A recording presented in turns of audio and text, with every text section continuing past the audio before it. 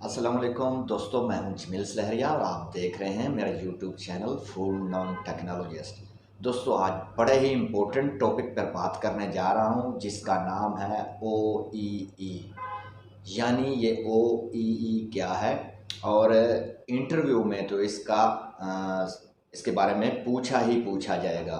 ख़ुसूसन gulf countries में इसकी बड़ी इम्पोर्टेंस है। और बात कर लेते हैं आज ओ ई क्या है। लेकिन उससे पहले ये जो शॉर्ट फॉर्म है इसका फुल फॉर्म समझना बड़ा ज़रूरी है। दोस्तों, ओ ई ई कहते हैं ओवरऑल अचीवमेंट इफ़ेक्टिवनेस को।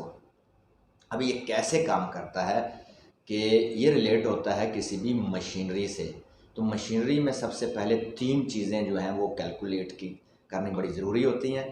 तीन चीज़ें वो कौन कौन सी हैं? वो है अवेलेबिलिटी, दूसरा है परफॉर्मेंस और तीसरी है क्वालिटी। अभी बात करते हैं कि इनको कैलकुलेट कैसे किया जाता है।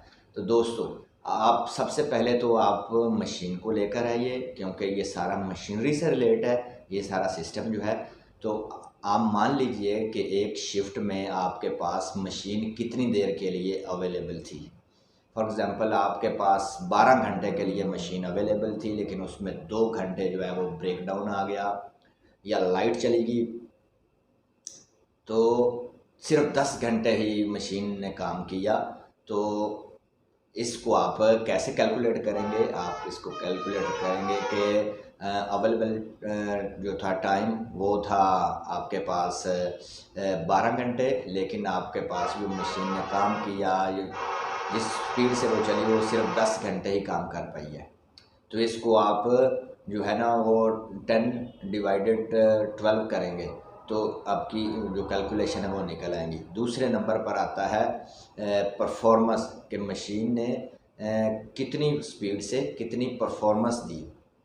कि जो मशीन की एक कैपेसिटी थी या आरपीएम भी जिसको कहते हैं, उसको वो एक एक पूरी शिफ्ट में यानी 10 घंटों में वो 1000 पीस बनाती है, लेकिन उसने 800 पीस बनाए। कुछ पीस जो है ना वो डिफेक्ट हो गए या ऐसा कोई मसला आ गया, तो वो सिर्फ 800 पीस ही बना पाई। तो इसको आप कैलकुलेट करेंगे कि जो एक आपने प्लान क्वांटिटी बनाई हुई थी कि आपने 1000 पीस बनाना है, लेकिन वो 800 ही पीस बना पाई। तो इसको 800 डिवाइडेड आप 1000 करेंगे तो आपकी क्वांटिटी निकल आएगी। और तीसरे नंबर पर आता है क्वालिटी। अभी जो मशीन ने 800 पीस तैयार किया, उसमें क्वालिटी जो है, क्वालिटी स्टैंडर्ड्स हैं उसके मुताबिक कितने पीस बने, तो उसमें से कुछ 30 या 40 पीस रिजेक्ट हो गए जो क्वालिटी के अकॉर्डिंग नहीं थे, जो क्वालिटी पैरामीटर्स पर पूरे नहीं उतरते थे।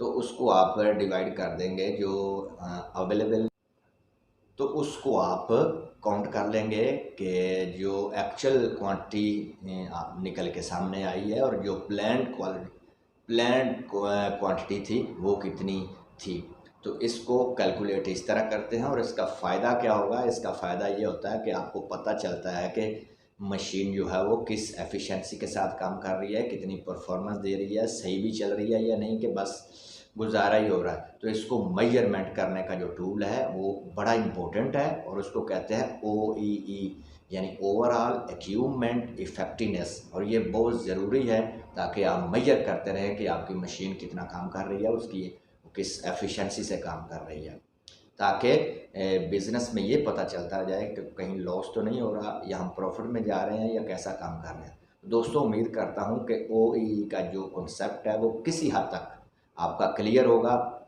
इस तरह की मज़ीद वीडियोज़ के लिए मेरे साथ जुड़े रहें।